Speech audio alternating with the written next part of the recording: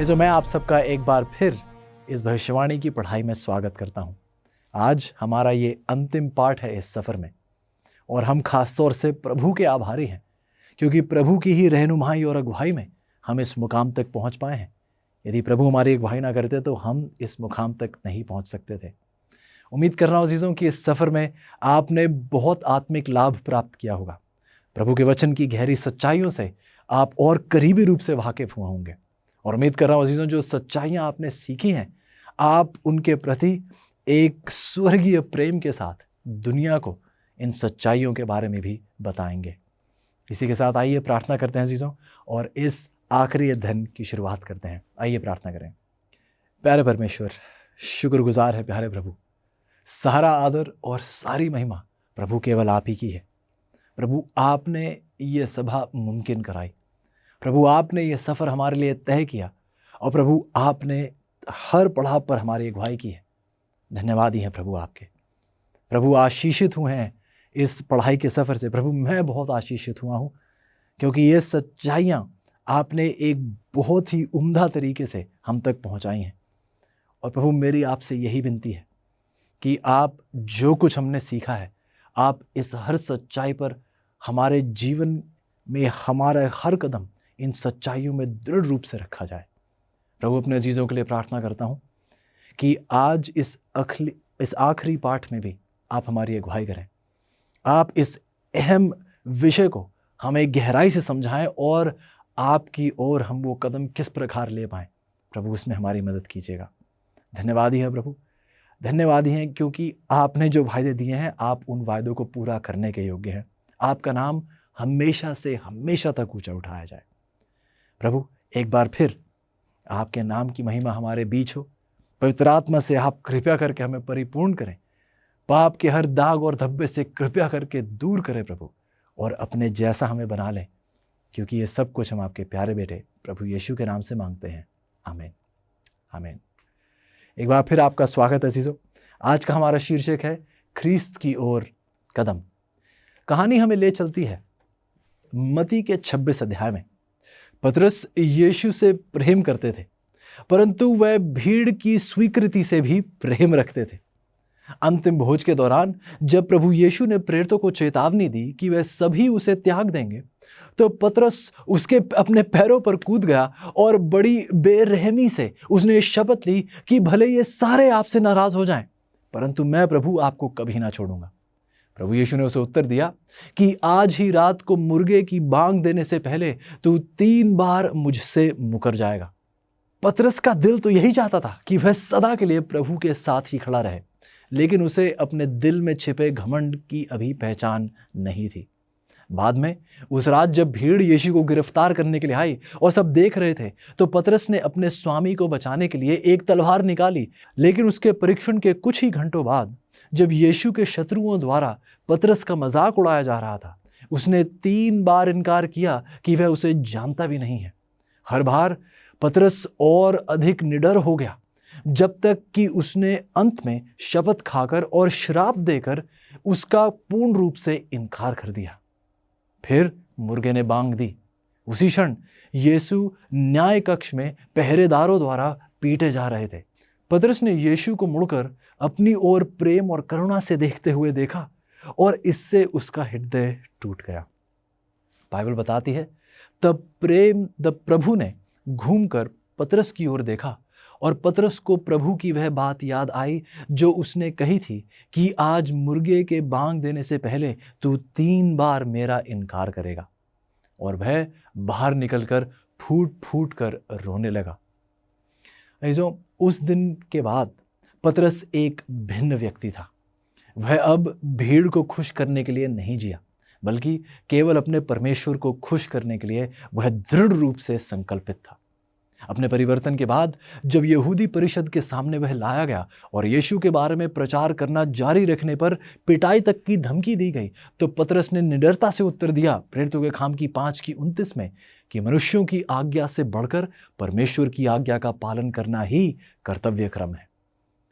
पतरस ने यीशु के लिए अपनी वफादारी और प्रेम को हमेशा के लिए साबित तब कर दिया जब उसने अपने प्रभु को फिर से अस्वीकार करने के बजाय रोमी सम्राट नीरो द्वारा उल्टा क्रूस पर चढ़ाने का विकल्प चुना।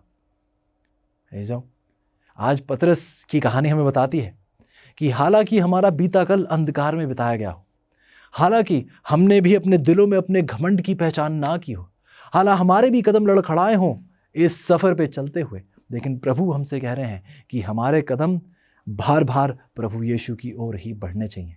आज इसी विषय में हम गहरा अध्ययन करने जा रहे हैं। इसी के साथ आज का मुफ्त ऑफर आपके सामने पेश करना चाहूँगा अजीजों। आज हमारा अध्ययन जो है वो इसी विषय पर है, ख्रीस्त की ओर कदम। और आज अजीजों मैं आपके सामने ये किताब पेश करना चाहूँगा और चाहूँगा कि आप इस किताब को आज और अभी ऑर्डर करें। यदि आप चाहते हैं कि इस बहुत ही महत्वपूर्ण और बहुत ही आशीषित किताब को आप प्राप्त करना चाहते हैं, यदि आप अपने टेलीविज़न स्क्रीन पर देखें तो एक नंबर लिखा हुआ है अजीजों, आप उस नंबर के माध्यम से इस किताब को ऑर्डर कर सकते हैं। वहाँ पर एक वेबसाइट भी लिखी हुई है, आप उस वेबसाइट के माध्यम से भी इस किताब को ऑर्डर कर सकते हैं। अजीजों, आइए हम ख्रीस्त की ओर कदम लें और दूसरों को भी ख्रीस्त की ओर कदम लेने के लिए आकर्षित करें। आज का पहला सवाल, परमेश्वर ये कैसे निर्धारित करते हैं कि हम उनके पक्ष में हैं या नहीं? बाइबल जवाब देती है मत्ती की 7:21 में, प्रभु प्रभु कहने वाला हर व्यक्ति स्वर्ग के राज्य में प्रवेश नहीं करेगा, बल्कि वह जो स्वर्ग में स्थित मेरे परम पिता की इच्छा पर चलता है।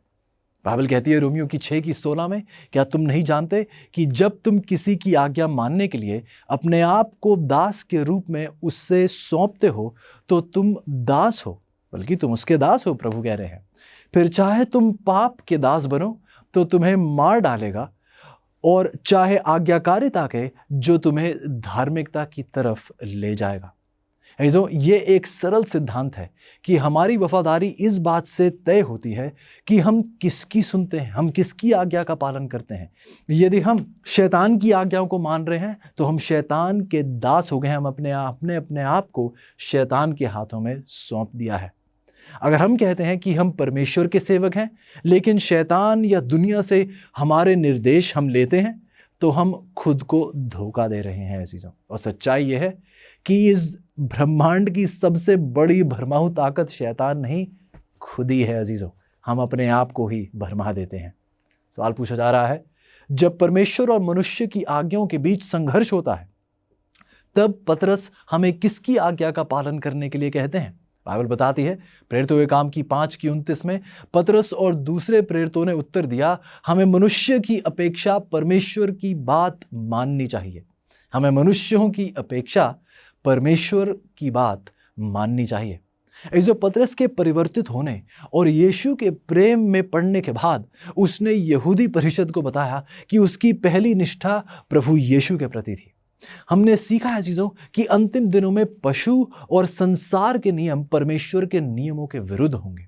परिणामों की परवाह किए बिना जो हमें आज और अभी ये निर्णय लेना चाहिए कि हम परमेश्वर के नियमों का ही पालन करेंगे, और दृढ़ रूप से हमें ये संकल्पित होना चाहिए कि चाहे हमें प्राण ही क्यों ना त्यागने पड़े लेकिन हम परमेश्वर की आज्ञाओं का उल्लंघन नहीं करेंगे। सवाल पूछा जा रहा है चीजों, हम परमेश्वर के लिए अपने प्रेम को सबसे अच्छे तरीके से कैसे प्रदर्शित कर सकते हैं? बाइबल बताती है यूहन्ना की 8:31 में, यदि तुम लोग मेरे उपदेशों पर चलोगे तो तुम वास्तव में मेरे अनुयायी बनोगे। जो प्रभु यीशु के लिए एक व्यक्ति के प्रेम का सबसे अच्छा प्रदर्शन उसकी इच्छा को पूरा करना है, और परमेश्वर की व्यवस्था उसकी इच्छा की सबसे सिद्ध अभिव्यक्ति है। वंचिता की 40:8 में आप पढ़ सकते हैं चीजों।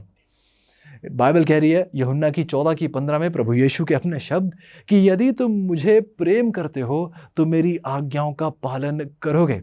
मैंने पहले भी आपको बताया चीजों कि यदि हम प्रभु परमेश्वर जो प्रेम है यदि उसे स्वीकारेंगे तो परमेश्वर जो प्रेम है हमें उसकी आज्ञाओं का पालन करने की हिम्मत और सामर्थ्य देंगे। बाइबल बताती है पहले यूहन्ना की 2:4 में, यदि कोई कहता है कि मैं परमेश्वर को जानता हूं और उसकी आज्ञाओं का पालन नहीं करता तो वह झूठा है, उसके मन में सत्य नहीं है। याकूब की 2:10 में बाइबल कहती है, क्योंकि कोई भी यदि समग्र व्यवस्था का पालन करता है और एक बात में चूक जाता है तो वह समूची व्यवस्था के उल्लंघन का दोषी हो जाता है। अजीजों, इसे हम ये नहीं कह सकते कि हम 9 आज्ञाओं का पालन करते हैं, बस केवल एक आज्ञा हमें पसंद नहीं है या हम इसका आज्ञा का पालन नहीं करेंगे। बाइबल बता रही है कि यदि हम एक बात में भी चूक जाएंगे तो वह समूची व्यवस्था के उल्लंघन के दोषी ठहराए जाएंगे। सवाल पूछा जा रहा है, प्रभु यीशु के अनुसार पाखंडी लोग धार्मिक व्यवहार क्यों कर रहे थे? बाइबल बताती है अजीजों, मत्ती की 6:2 में वह औरों से प्रशंसा पाने के लिए करते हैं। मत्ती की 6:5 में ताकि लोग उन्हें क्या कर सकें, देख सकें। अजीजों, बाइबल हमें बताती है कि मनुष्य तो बाहर का रूप देखता है परंतु यहोवा की दृष्टि मन पर रहती है। पहले शमूएल की 16:7 हमें यह बताती है। एक सच्चा मसीही इस बारे में अधिक चिंतित होगा कि परमेश्वर उसके बारे में क्या सोचते हैं बजाय इसके कि दुनिया क्या सोच रही है। अजीजों, हम देखते हैं कि फरीसियों की एक ये आदत थी कि वह दूसरों को दिखाने के लिए, प्रशंसा हासिल करने के लिए कार्य करते थे, लेकिन प्रभु के सच्चे सेवक इस बारे में परवाह नहीं करते कि दुनिया क्या सोच रही है उनके बारे में। वह चाहते हैं, दिन प्रतिदिन जानना चाहते हैं कि प्रभु क्या सोच रहे हैं उनके प्रति। अगला सवाल पूछा जाता है जीजों कि क्या आम तौर पर भीड़ का अनुसरण करना सुरक्षित है? बाइबल जवाब देती है हमें निर्गमन की 23:2 में, उस भीड़ का अनुसरण मत करो जो गलत कर रही हो। बाइबल बताती है मत्ती की 7:13 में, सूक्ष्म मार्ग से प्रवेश करो। यह मैं तुम्हें इसलिए बता रहा हूं क्योंकि चौड़ा द्वार और बड़ा मार्ग तो विनाश की ओर ले जाता है, बहुत से लोग हैं जो उस पर चल रहे हैं। इसे बहुत से लोग वो आसानी का रास्ता दिन प्रतिदिन चुनते चले जा रहे हैं। बाइबल में प्रभु यीशु आगे बताते हैं मत्ती की 7:14 में, किंतु कितना संकरा है वह द्वार और कितनी सीमित है वह राह जो जीवन की ओर जाती है, बहुत थोड़े से हैं वह लोग जो उसे पा रहे हैं। बाइबल बताती है पहले पतरस की 3:20 में, उस समय जब नूह की नाव बनाई जा रही थी उसमें थोड़े से अर्थात केवल 8 व्यक्ति ही पानी से बच पाए थे। जो इतिहास इस बात का गवाह है कि भीड़ लगभग हमेशा गलत निर्णय ही लेती है। आप जानते हैं कि वह भीड़ ही थी जो चिल्ला रही थी, उसे क्रूस पर चढ़ाओ, उसे क्रूस पर चढ़ाओ। आप जानते हैं जीजों कि ये बहुसंख्यक होंगे, अल्पसंख्यक नहीं, जो अंतिम दिनों में पशु की छाप प्राप्त करेंगे। वो मुठा ऐसे यदि आप गौर करें तो आप देखेंगे कि अंतिम दिनों में ये बहुसंख्यक होंगे, ना कि अल्पसंख्यक, जो अंतिम दिनों में पशु की छाप प्राप्त करेंगे। प्रकाशित वाक्य की 13:16 आप देख सकते हैं। जो हम देखते हैं बाइबल बता रही है नूह की कहानी में कि उस समय जब नूह की नाव बनाई जा रही थी उसमें थोड़े ही थे, अर्थात केवल 8 ही व्यक्ति जो पानी से बच पाए थे, बाकी पूरी की पूरी सृष्टि का विनाश हो गया था। अगला प्रश्न पूछा जाता है, जब हम परमेश्वर की आज्ञाओं से पहले मनुष्य की परंपराओं को प्राथमिकता देते हैं, यीशु कैसा महसूस करते हैं? मरकुस की 7:3 में बाइबल कहती है, उसने उनसे कहा, तुम अपनी रीतियों को मानने के लिए परमेश्वर आज्ञा कैसी अच्छी तरह टहल डाल देते हो। मरकुस की 7:9 में लिखा है, और उसने उनसे कहा, तुम अपनी रीतियों को मानने के लिए परमेश्वर की आज्ञा कैसी अच्छी तरह टाल देते हो। इसलिए यदि आप गौर करें तो बाइबल हमें बता रही है कि जब जब हम मनुष्य की परंपराओं को परमेश्वर के वचन से ज्यादा प्राथमिकता देते हैं तो प्रभु स्पष्ट कर रहे हैं कि आपकी उपासना व्यर्थ है। तो सच्चाई तो यह है कि हम अनाज्ञाकारिता में, हम अपनी अवज्ञता में ये सोचते हुए, क्योंकि हम कलीसिया में आ रहे हैं और प्रभु के कलीसिया में आकर गुणगान गा रहे हैं, जो प्रभु इससे प्रसन्न नहीं होते हैं। ये जो दिखावा हमने कलीसिया में किया है, लेकिन मन ही मन में हम एक अवज्ञ जीवन व्यतीत कर रहे हैं, हम आज्ञाकारी नहीं बनना चाहते, इससे परमेश्वर के दिल को ठेस पहुंचती है, चोट पहुंचती है। अजीजों, एक और सवाल आ उठ खड़ा होता है, क्या सच्ची मसीहत अंतिम दिनों में लोकप्रिय होगी? बाइबल बताती है मत्ती की 24:9 में, क्योंकि तुम मेरे शिष्य हो, सभी जातियों के लोग तुमसे घृणा करेंगे। दूसरे तीमुथियुस की 3:12 में पौलुस कहते हैं, पर जितने मसीह यीशु में भक्ति के साथ जीवन बिताना चाहते हैं वह सब सताए जाएंगे। ऐसो ये कोई शक की बात नहीं है, इसमें कोई दो राय नहीं है। पौलुस कह रहा है कि जितने लोग प्रभु यीशु में भक्ति के साथ जीवन जिएंगे, जितने लोग प्रभु यीशु जैसा जीवन व्यतीत करेंगे, वह सब के सब सताए जाएंगे। यह बात निश्चित है। प्रकाशित वाक्य की 12:17 इस बात की पुष्टि करती है कि वह विशालकाय अजगर उस स्त्री पर बहुत क्रोधित हो उठा और उसकी शेष संतान के साथ युद्ध करने को निकल पड़ा। बाइबल बता रही है प्रकाशित वाक्य की 13:15 में उन सभी को मार डालने का आदेश भी दे सके जो इस मूर्ति की उपासना नहीं करते, जिन्होंने चुनाव किया है कि वह केवल सर्वप्रथम परमेश्वर की ही उपासना मरते दम तक करेंगे। बाइबल बताती है कि शैतान उनका खात्मा करना चाहता है, पूर्ण रूप से खात्मा करना चाहता है। इस अंत के दिनों में शैतान और उसके अनुयायी परमेश्वर के वास्तविक बाइबल में विश्वास करने वाले संतानों के विरुद्ध एक चौतरफा युद्ध करेंगे ताकि उनका खात्मा हमेशा के लिए किया जा सके। लेकिन बाइबल इस बात वफादारी से हमें बताती है इस बात को कि परमेश्वर अपने लोगों को बचाने के योग्य हैं। अजीजों, हमें घबराने की जरूरत नहीं। एक और सवाल पूछा जाता है, क्या परमेश्वर और भीड़ दोनों की सेवा करना संभव है? बाइबल हमें जवाब देती है मत्ती की 6:24 में, कोई भी एक साथ दो स्वामियों का सेवक नहीं हो सकता, क्योंकि वह एक से घृणा करेगा, दूसरे से प्रेम, या एक के प्रति समर्पित रहेगा और दूसरे का तिरस्कार करेगा। यह नामुमकिन है कि आप दो मालिकों की सेवा कर सकें, कि आप दो नाव में सवारी ले सकें। यह नामुमकिन है। मत्ती की 12:30 हमें बताती है, वह जो मेरे साथ नहीं है वह मेरे विरोध में है। जो प्रभु यीशु मसीह और शैतान के बीच इस युद्ध में कोई बीच का स्थान नहीं आप चुन सकते। एक दर्शक के रूप में बाढ़ पर सवारी करना अजीजों असंभव है। यदि हम यीशु के साथ सहयोग नहीं कर रहे हैं तो वास्तव में हम शैतान की सहायता कर रहे हैं। यदि हम निश्चित रूप से प्रभु यीशु के नहीं हैं तो हम निश्चित रूप से शैतान के सेवक हैं। आइए आज आप और मैं ये चुनाव करें, ख्रीस्त की ओर कदम लें और शैतान को हमेशा के लिए ठुकरा दें। एक और सवाल पूछा जा रहा है, क्या किसी मित्र या परिवार के सदस्य को यीशु से अधिक प्रेम करना सुरक्षित है?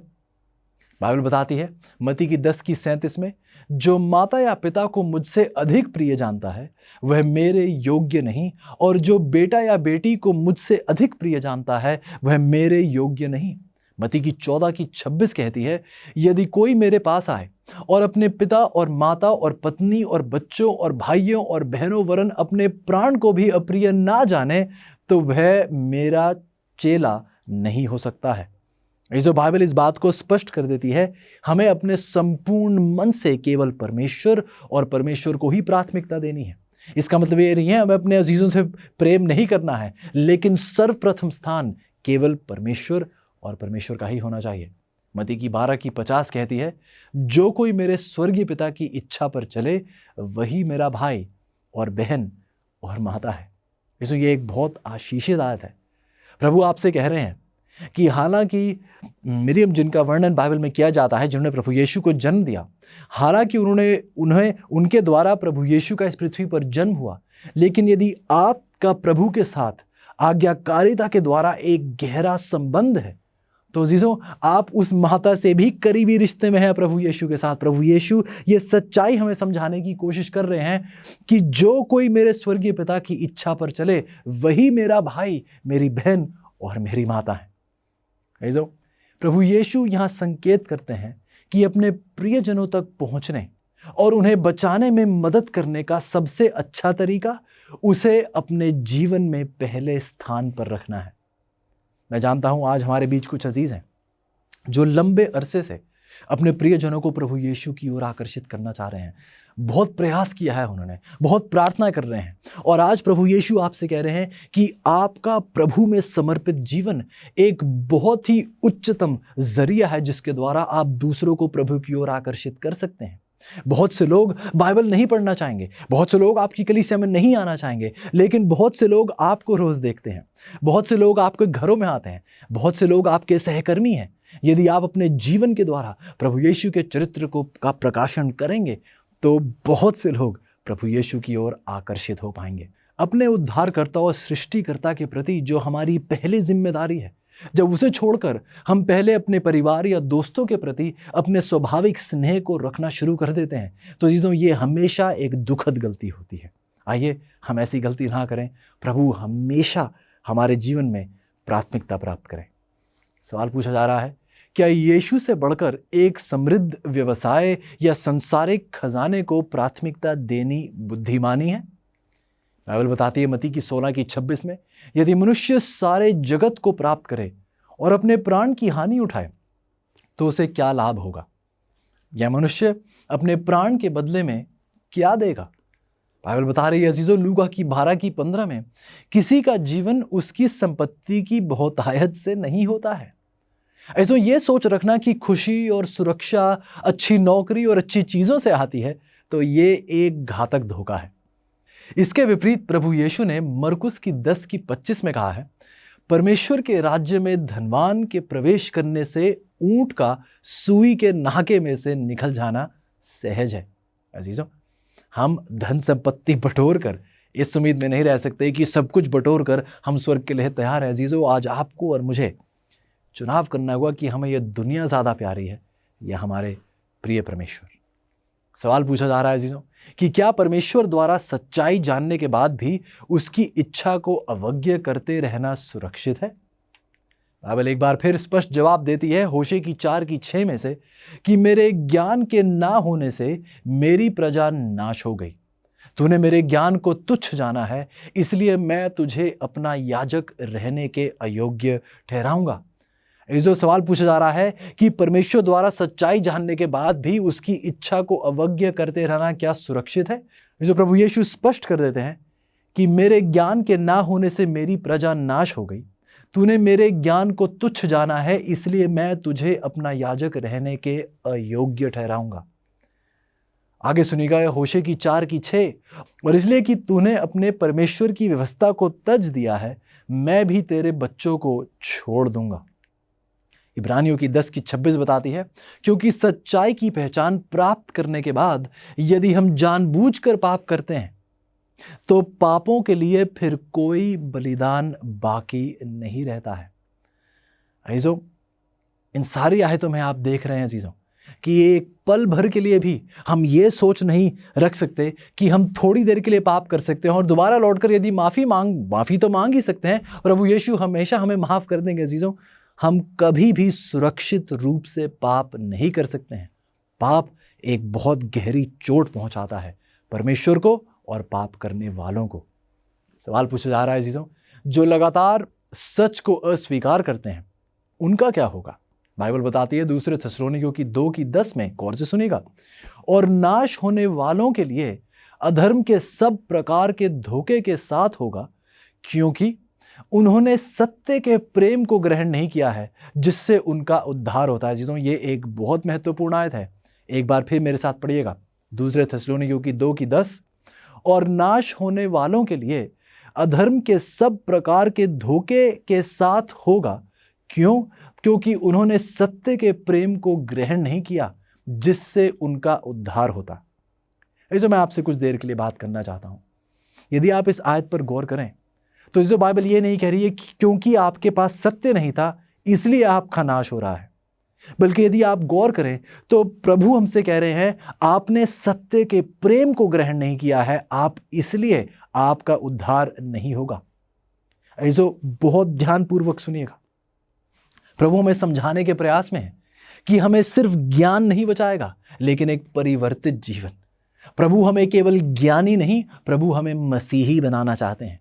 और आज प्रभु आपके दिल पर दस्तक दे रहे हैं। ऐसे वह चाहते हैं कि आप और मैं परमेश्वर से उस सत्य के प्रेम को ग्रहण करें जो सच्चाइयां हमने सीखी हैं। आइए ये सिर्फ एक मानसिक ज्ञान ना बन जाए, आइए आप परमेश्वर से इन सच्चाइयों के प्रति एक घनिष्ठ प्रेम परमेश्वर से प्राप्त कर सकें, ताकि आप प्रभु के लिए, इन सच्चाइयों के लिए अपनी जान तक त्यागने के लिए तैयार हो जाए, लेकिन आप इन सच्चाइयों को नहीं त्यागेंगे।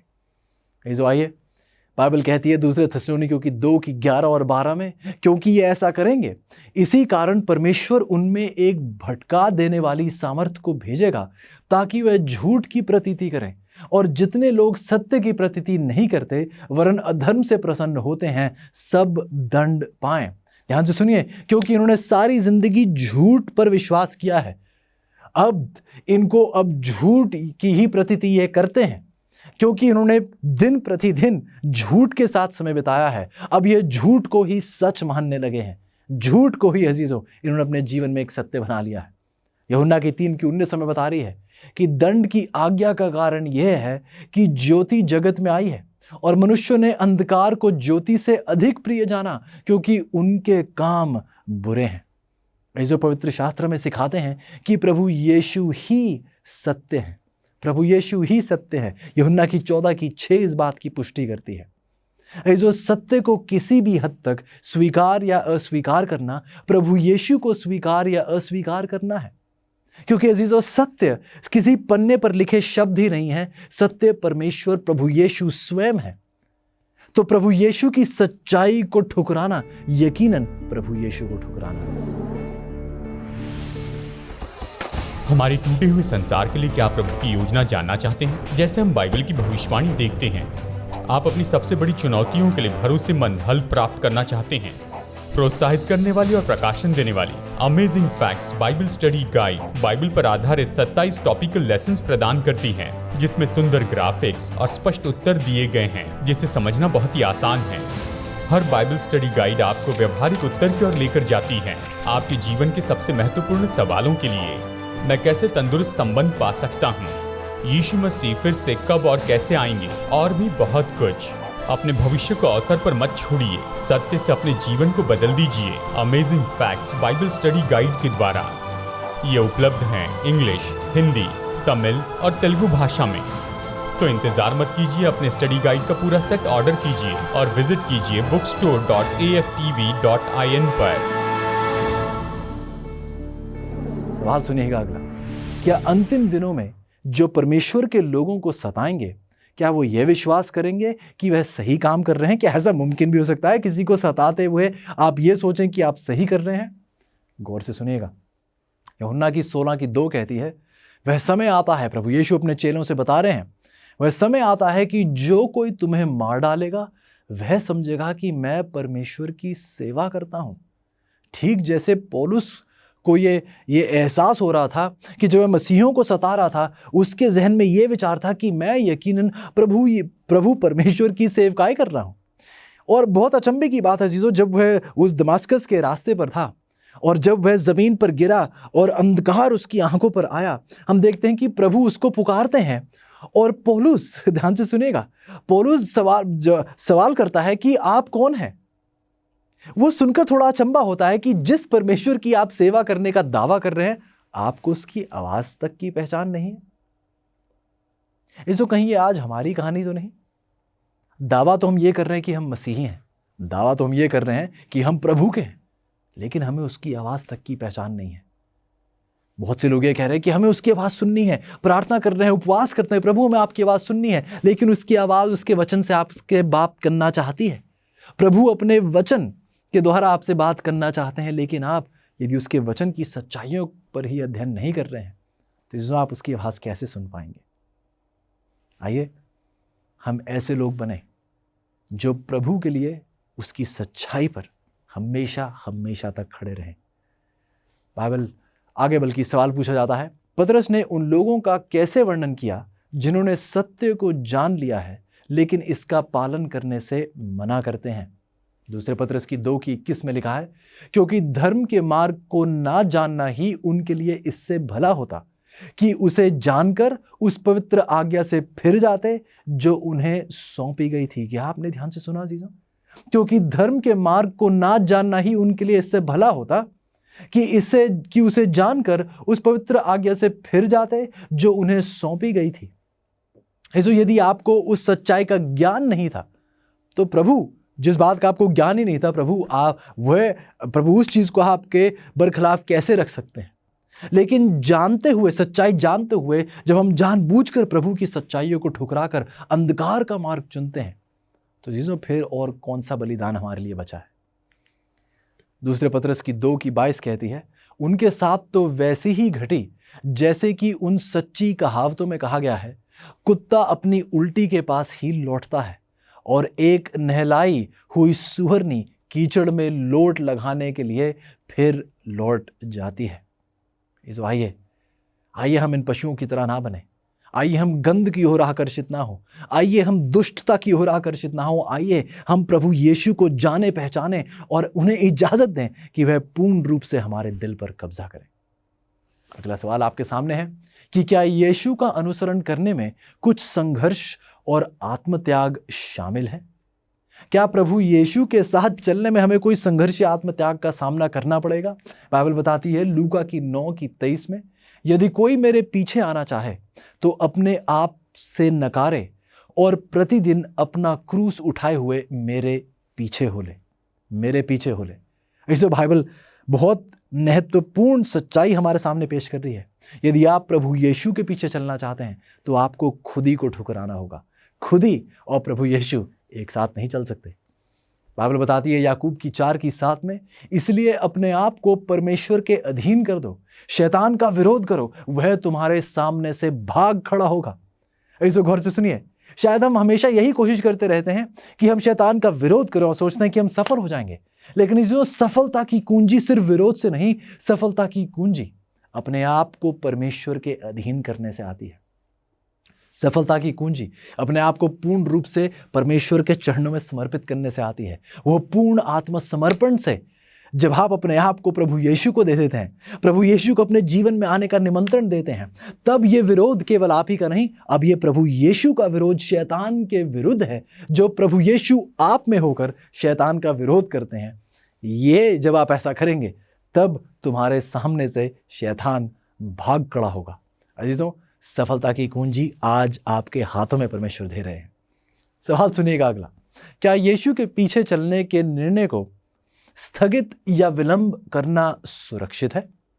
बाइबल बताती है इब्रानियों की 4:7 में, यदि आज तुम उसका शब्द सुनो तो अपने मनों को कठोर ना करो। जीजो, आइए हम पल भर के लिए भी देरी ना करें, अपने दिलों को कठोर ना करें।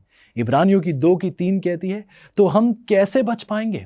इस उद्धार की पहली घोषणा प्रभु के द्वारा की गई थी और फिर जिन्होंने इसे सुना था उन्होंने हमारे लिए इसकी पुष्टि की। सच्चाइयां बार बार आपके सामने रखी जा रही हैं। इसी सफर में कई सच्चाइयां आपके सामने पेश की हैं जो शायद आपने ना सुनी हो या उन पर गहराई से मनन ना किया हो। जो सच्चाइयां दी जा रही है, आइए हम उन्हें ठुकराए ना, अपने दिलों को कठोर ना करें। बाइबल बता रही है हमें 2 कुरिन्थियों की 6:2 में बहुत महत्वपूर्ण आयत कि अभी वह प्रसन्नता का समय है। देखो, अभी उद्धार का दिन है, थोड़ी देर बाद नहीं, कल परसों नहीं अजीजों, आज और अभी उद्धार का दिन है। परमेश्वर की आवाज सुनने का सबसे अच्छा समय क्या आपको पता है ये कौन सा है? अजीजों, परमेश्वर की आवाज सुनने का सबसे अच्छा समय वह है जब आप उसे सुन रहे हो, और परमेश्वर की इच्छा पूरी करने का सबसे अच्छा समय वह है जब परमेश्वर आपको अपनी इच्छा दिखा रहे हो। जो शैतान का पसंदीदा जाल लोगों को यह सोचने में धोखा देना है कि उनके पास यह निर्णय लेने के लिए बहुत समय है। आपको इच्छा तो दिख गई है, अब चिंता की क्या बात है, अब यह निर्णय आप कभी भी ले सकते हैं। आपको प्रभु की आवाज तो अब सुनाई दे रही है, तो इतनी जल्दी क्या है जवाब देने की? आप जवाब कल भी दे सकते हैं, परसों भी दे सकते हैं, थोड़ी देर और दुनिया का आनंद उठा लें। जो शैतान जानता है कि यदि ध्यान नहीं दिया गया तो परमेश्वर की पवित्र आत्मा की आवाज समय के साथ शांत हो जाएगी, क्योंकि आप बार बार उसे ठुकराते चले आ रहे हैं। सच्चाई तो यह चीजों कि अनगिनत लाखों लोग खो जाएंगे जो भविष्य में किसी दिन यीशु का अनुसरण करने की ईमानदारी से योजनाएं बना रहे थे, लेकिन वो किसी दिन कभी भी नहीं आया। आइए, ये हमारी कहानी बिल्कुल ना हो अजीजों, ये मेरी आपसे विनती है। सवाल और पूछा जा रहा है कि सच्चाई को स्वीकारने से और उसका पालन करने से क्या लाभ होता है? बाइबल बताती है भजन संहिता की 119 की 165 में कि प्रभु आपकी व्यवस्था से प्रीति रखने वालों को बड़ी शांति होती है और उनको कुछ ठोकर नहीं लगती।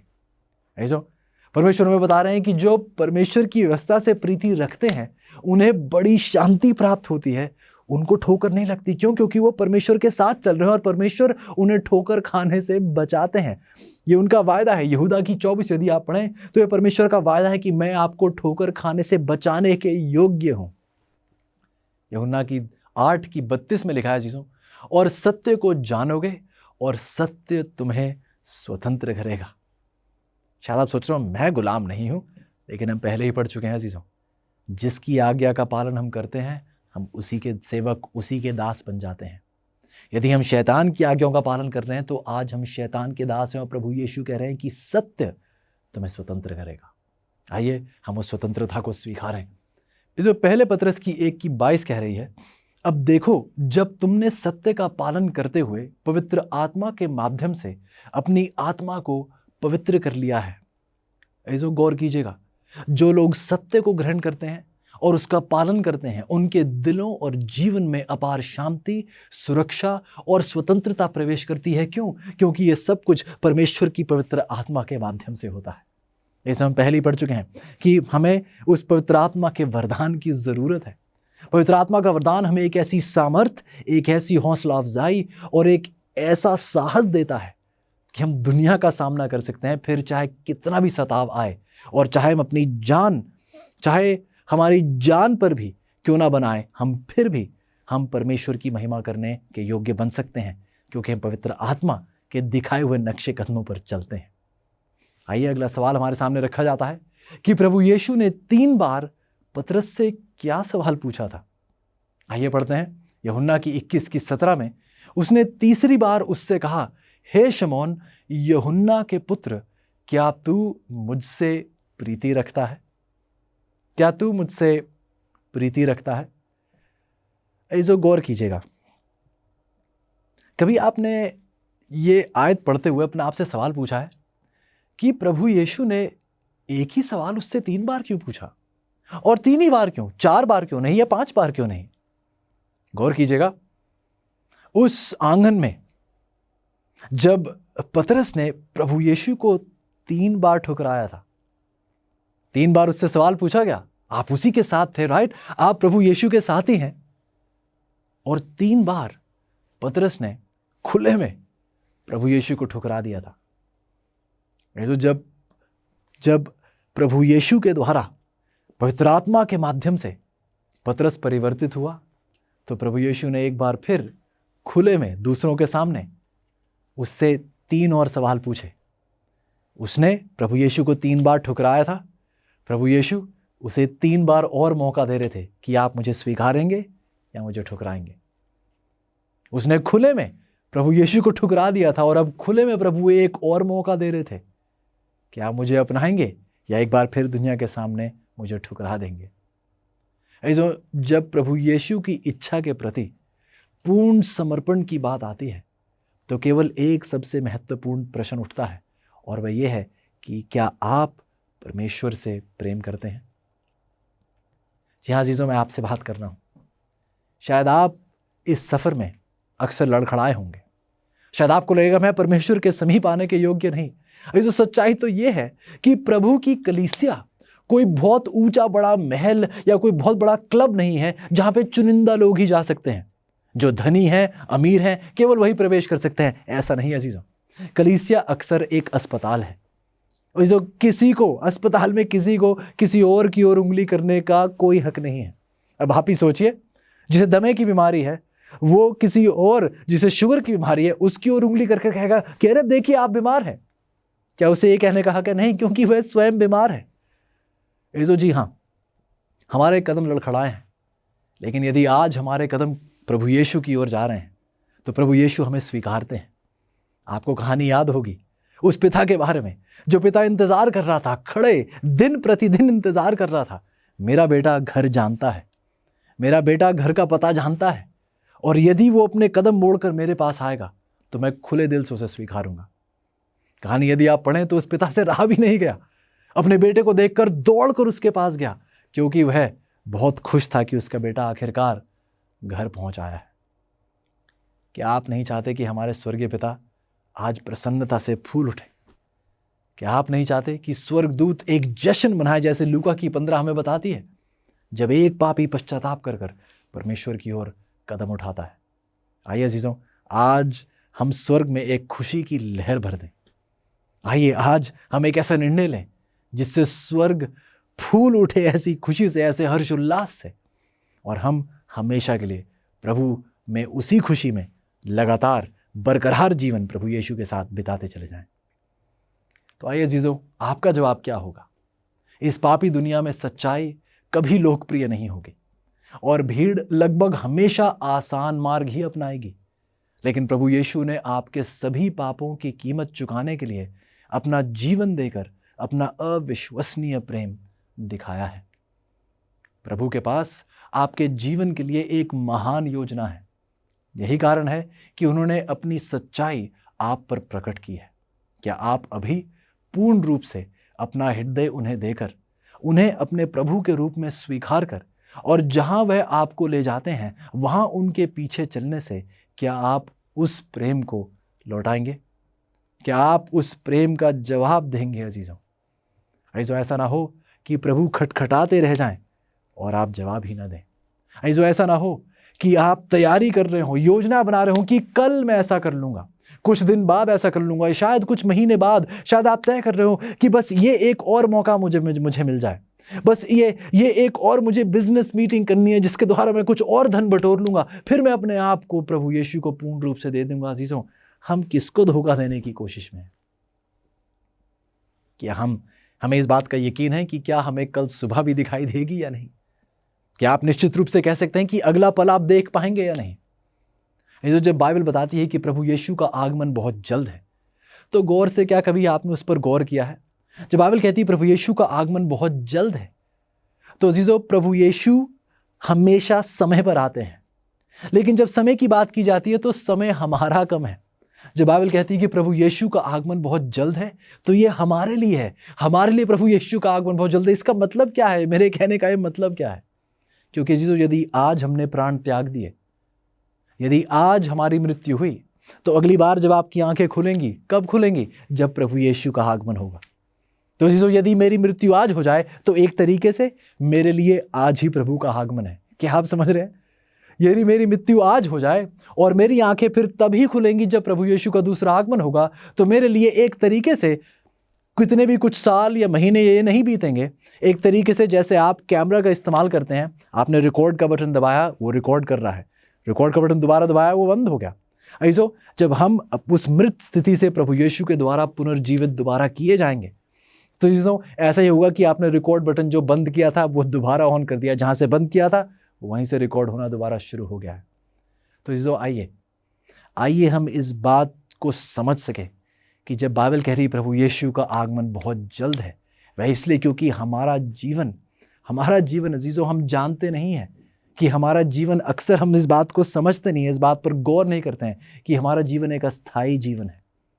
तो आइए हम थोड़ा सा भी समय बर्बाद ना करें। आइए आज आप और मैं एक निर्णय लें कि हमारा जीवन संपूर्ण रूप से परमेश्वर का होगा। ऐसो ये हमारे पाठ का वो अंतिम दौर है। अब ये वो आखिरी सवाल आज आपके सामने पेश किया जा रहा है इस सफ़र में। प्रभु इसके बाद आपसे कई सवाल पूछते चले जाएंगे। दिन प्रतिदिन एक सवाल पूछा जाएगा कि क्या आज आप मुझे अपने जीवन का संचालन करने देंगे या फिर आप स्वयं अपने जीवन का संचालन करना चाहते हैं।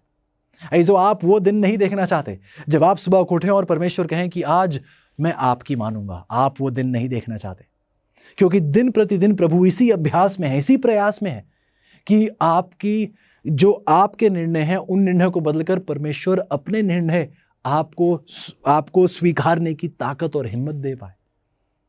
लेकिन जिन चीज़ों को आप प्राथमिकता देते हैं, यदि प्रभु ने उन्हें स्वीकार लिया और कहा कि ठीक है, यदि आप इन चीज़ों को प्राथमिकता देना चाहते हैं तो मैं आपको ऐसे करने दूंगा, आप वो दिन नहीं देखना चाहते चीज़ों। आइए हम ऐसा ना होने दें। आइए आज आप और मैं ये सब सच्चाइयाँ जो हम पढ़ते आए हैं, आइए हर इस सच्चाई को हम दिल से लगा कर रखें और हर इस सच्चाई को दुनिया के सामने साझा करने वाले बन सके। क्या ये आपका निर्णय है? क्या आप इन भविष्यवाणी की पढ़ाई को सब लोगों को, जिनको आप जानते हैं, आपके आस पड़ोस को, आपके प्रियजनों को, आपके मित्रों को, यदि आप उनसे प्रेम करते हैं तो मेरी आपसे विनती है, कृपया करके इन सच्चाइयों को दूसरों तक बिल्कुल पहुंचाइएगा। यदि ये आपका निर्णय है अजीजों, तो आइए प्रार्थना करते हैं। प्यारे परमेश्वर, प्रभु आज हम अपने आप को एक नए सिरे से आप में समर्पित करते हैं। प्रभु मैं जानता हूँ, ये मेरा व्यक्तिगत अनुभव है कि हम इस मुकाम तक अपनी ताकत में बिल्कुल नहीं आए हैं। आपके आभारी हैं प्रभु कि आपने दिन प्रतिदिन हमारी अगुवाई की है। हर पड़ाव पर प्रभु आपकी मौजूदगी रही है और हम आपके आभारी हैं। प्यारे प्रभु, शुक्रगुजार हैं इस सफ़र के लिए। धन्यवादी हूँ प्रभु इन प्रियजनों के लिए जिन्होंने बार बार मेहनती प्रयास किया है, एक चाहत प्रकट की है कि आपकी सच्चाइयों को और भी गहरे रूप से जाने। प्रभु, मेरी ये दिली विनती है कि मेरे हर इन अजीज़ को आप अपने आगमन के लिए तैयार करें। मेरे हर इन अजीज़ को जो सच्चाई आपने इन्हें प्रदान की है, इस सच्चाई को ये दृढ़ रूप से अपने दिल में रहने की जगह दें। प्रभु, विनती है कि आप अपने लोगों को कृपया करके अपने आगमन के लिए तैयार करें। प्रभु, हमें तैयार कीजिए प्रभु, समय बहुत कम है ताकि हम और बहुतों को तैयार कर सकें, क्योंकि हम जानते हैं कि आपका आगमन अब बहुत जल्द है। प्रभु, हमने बहुत कुछ सीखा है, लेकिन प्रभु हम जानते हैं यह सब व्यर्थ है यदि हमने इसको अपने जीवन में अमल नहीं किया। तो प्रभु, विनती है जैसा आज हमने पढ़ा कि हमें ये सच्चाई, ये सत्य का प्रेम कृपया करके हमें दें, ताकि प्रभु हम सिर्फ ज्ञान ही ना रखें इन बातों का, बल्कि इन सच्चाइयों से हम गहरा प्रेम भी रखें। धन्यवादी हैं प्रभु, धन्यवादी हैं क्योंकि आपने हमारा साथ नहीं छोड़ा है, और विनती है प्रभु कि आगे आने वाले दिनों में भी आप हमारा साथ मत छोड़िएगा। विनती है प्रभु कि दिन प्रतिदिन हम आप में बढ़ते चले जाएं, जब आप हम में बढ़ते चले जाएं प्रभु, खुद ही घटती चली जाए और हमेशा के लिए ख़त्म हो जाए, और प्रभु केवल आप और आप हम में हमेशा का जीवन व्यतीत करें। ये सब कुछ प्रभु हम विश्वास, धन्यवादी और हर्ष उल्लास के साथ प्रभु यीशु के नाम से मांगते हैं, आमीन।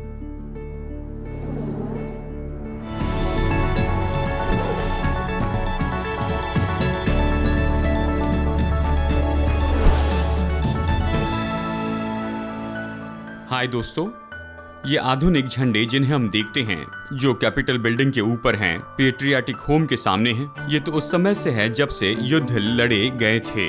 युद्ध करने वाले देशों में ये बहुत ही सुंदर और बहुत ही अद्भुत आकार के साथ बनाए गए युद्ध भूमि में ऊंचाई पर रहते थे, ताकि युद्ध करने वाले लोग चाहे धुआं हो या फिर गड़बड़ी हो, फिर भी वो ये जान सके कि उनकी सेना तराई में कहाँ है और वो कहाँ पर लड़ रहे हैं। अगर आप अपने शत्रु के झंडे को जीत लेते हैं तो ये बड़े आदर की बात होती थी, और वहीं से ये खेल आया है जिसका नाम है कैप्चर द फ्लैग। युद्ध में बदलाव आते गए हैं। अब ये जो झंडे हैं ये तो निश्चय ही अलग अलग देशों के बारे में और पहचान के बारे में बताने वाले हैं।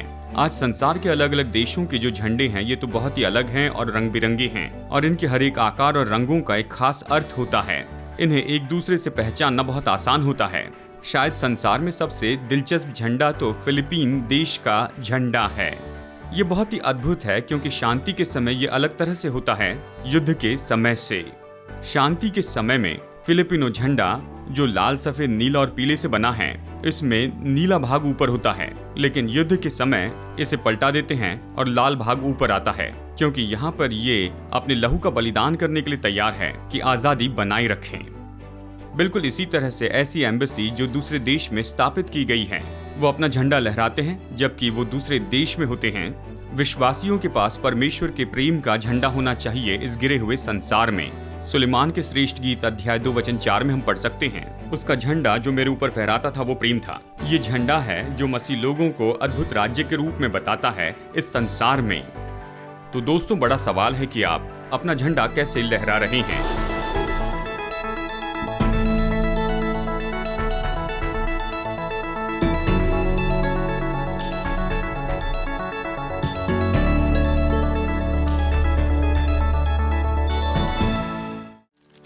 सुंदर होते हैं, और क्या यह आश्चर्यजनक नहीं है कि पेड़ बनाने के लिए आवश्यक सब कुछ एक छोटे से बीज के अंदर पाया जा सकता है। आपकी और क्या आश्चर्यजनक है, इस छोटे से QR कोड के अंदर वह सब कुछ है जो आपको आत्मिक रूप से बढ़ने में मदद करने के लिए चाहिए। The amazing facts India link tree, बस इसे स्कैन करें और आप हमारे बाइबल रीडिंग प्लान से जुड़ जाएंगे। हमारी website, YouTube, Facebook, Instagram, share chat और बहुत कुछ, अब आप जुड़े हुए हैं। इस छोटे से QR कोड को स्कैन करें और आज ही बढ़ना शुरू करें।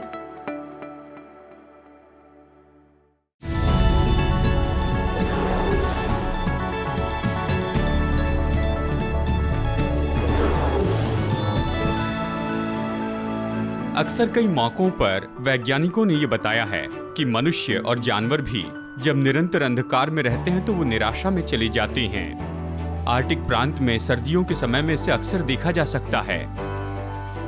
एक गांव वाले बीयूका नॉर्वे ने जो कि गहरी तराई में रहते हैं, जहां पहाड़ 6 महीनों तक सूरज की रोशनी को आने नहीं देते हैं और इसके कारण यहाँ रहने वाले 3,400 रहवासियों को पूरी सर्दियों में कई बार पूरे अंधकार में रहना पड़ता है। और फिर यहाँ के अगवे को एक बहुत अच्छा विचार आया कि अंधकार के समय में अपने गांव में वो रोशनी पाए। अक्टूबर 2013 के समय इन्होंने 3 ऐसे बड़े महाकाय 550 स्क्वायर फीट के बड़े आईने लगाए आसपास के पहाड़ों में, जो उनके तंबू से कुछ हजारों फीट ऊंचे थे। कंप्यूटर कंट्रोल से सोलर पावर मिरर चलाए जाते, सर्दियों में सूरज की रोशनी को ढूंढते और वहां से सूरज की बड़ी रोशनी नीचे गांव पर भेजते हैं और इनके जीवन में रोशनी आती है। अगर सर्दियों में आप वीयूकान में जाते हैं, आप पा सकते हैं कि टाउन स्क्वायर पर लोग वहां पर बेंच पर बैठे हैं, वो तो प्रतिबिंबित सूरज की रोशनी में बैठे हैं। पहाड़ के ऊपर जैसे बड़े आईने हैं। बाइबल कहती है जगत की ज्योति यीशु की ज्योति को हमें प्रतिबिंबित करते चले जाना है। मत्ती 5:14 ये कहता है, तुम जगत की ज्योति हो। पहाड़ पर बसा हुआ नगर कभी छिप नहीं सकता। और न हम दीवट जलाकर टोकरी के नीचे रखते हैं, लेकिन दीवट पर रखते हैं ताकि पूरे घर में रोशनी हो सके। वैसे तुम्हारी ज्योति मनुष्यों के सामने चमके और वो तुम्हारे भले कामों को देखे और तुम्हारे स्वर्गीय पिता की महिमा करे। तो दोस्तों, आज यीशु को प्रदर्शित करने के द्वारा दूसरे लोगों के जीवन में रोशनी लाइए।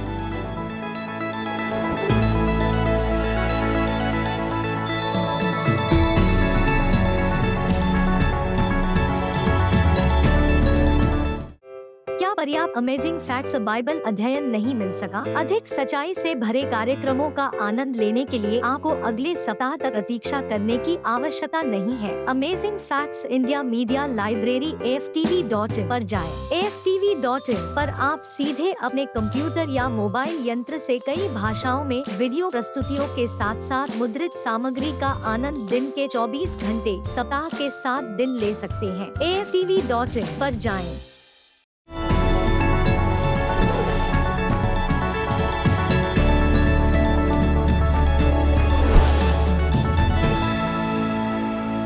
आज के स्मार्टफोन में ये पूरे संसार की जानकारी है जो आपके हाथ की हथेली में आ जाती है और हमारे अंगूठे से हम काम करते हैं।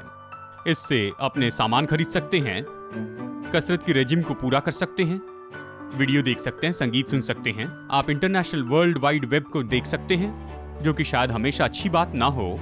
और क्या आप जानते हैं कि इसमें बहुत ज्यादा कंप्यूटर प्रोसेसिंग टेक्नोलॉजी है। इस छोटे से स्मार्टफोन में नासा ने मनुष्य को चांद पर पहुंचाने के लिए जो उपयोग किया उससे बढ़कर है।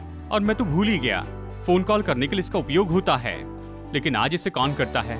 आज की बातचीत में कोई वाक्य ही नहीं रहते हैं। ये तो बस शॉर्ट मैसेज सर्विसिंग है या फिर SMS टेक्सटिंग है। बिल्कुल सही। लगभग इस पूरे संसार में 2.5 बिलियन लोग हैं जो अपने दूसरे मनुष्यों के साथ में संपर्क करते हैं शॉर्ट बाइट्स में, जिसे टेक्सटिंग कहते हैं। और इसके लिए ज्यादा डाटा उपयोग होता है वेब सर्फिंग या फिर वीडियो गेम खेलने से भी बढ़कर। और दोस्तों, इससे बढ़कर कहीं उपयोग नहीं होता यहाँ फिलीपींस से बढ़कर। और बस फिलीपीन में तो 100 मिलियन लोग रहते हैं, लेकिन ये भेजते हैं इतने ज्यादा टेक्स्ट मैसेज जो पूरे संसार की तुलना में बढ़कर हैं। ये तो 12वां सबसे बड़ा देश है, लेकिन ये भेजते हैं 400 मिलियन टेक्स्ट मैसेजेस प्रतिदिन। वाव, ये तो उंगलियों का बहुत उपयोग है। हालांकि फिलीपींस में सबसे ज्यादा टेक्स्ट किए जाते हैं। सबसे तेजी से टेक्स्ट करने वाला रिकॉर्ड तो ब्राजील के नाम पर है। एक जवान जिनका नाम है मार्सेल फर्नांडिस फाइलो, और वो टेक्स्ट कर सकते हैं 25 ऐसे उलझे हुए शब्द लगभग 18 सेकंड में ही। वाह! अगर मैं अपनी पत्नी को टेक्स्ट करूं आई लव यू तो इसके लिए ज्यादा समय लगता है, और सेंड प्रेस करूं अंगूठे से। टेक्सटिंग के बारे में खासियत यह है कि आप कहीं भी टेक्स्ट भेज सकते हैं। लोगों में घिरे हैं और आप व्यक्तिगत संदेश भेजना चाहते हैं तो टेक्स्ट भेजते हैं। अगर आप सबवे में हैं या फिर एयरपोर्ट पर हैं तो टेक्स्ट भेज सकते हैं। अगर आप शोर में घिरे हुए हैं या शोर करने वाले लोगों में हैं तो टेक्स्ट करें। बस ड्राइविंग करते हुए टेक्स्ट न करें। ये बहुत ही अद्भुत है दोस्तों। आप हमेशा संदेश दे सकते हैं परमेश्वर को प्रार्थना के द्वारा। जब आप सोच रहे हैं मैं कौन से स्कूल में जाऊं या फिर मैं कौन सी नौकरी करूं, मैं किससे मिलूं जो मेरे भविष्य का जीवन साथी हो सकता है, आपकी प्रार्थना लंबी न होने पाए। बाइबल की सबसे छोटी प्रार्थना 3 शब्दों की है। पतरस ने कहा, प्रभु मुझे बचा ले, और यीशु ने इसका जवाब दिया। चाहे आप कितनी भी रफ्तार से टेक्स्ट करते हैं, जब आप प्रभु से बातें करते हैं, जानते हो वो आपसे क्या मांगता है? आपकी प्रार्थना सुनता है आपके आमीन कहने के पहले ही, सेंड बटन दबाने के पहले। सच में दोस्तों, आप प्रभु को प्रसन्न करेंगे जब आप उसे रेगुलर मैसेज भेजेंगे अपने दिल से उसके पास। तो क्यों न अभी इस समय उससे बात कर ले।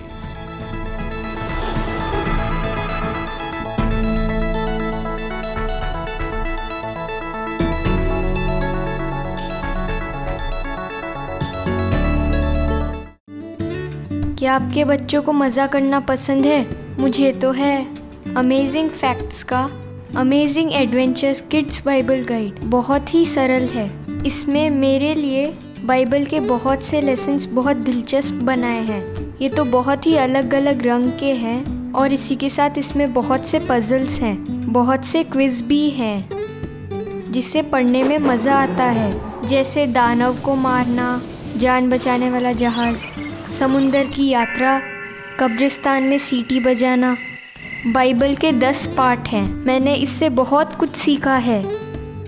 इससे मैंने साहस के बारे में बहुत कुछ सीखा है।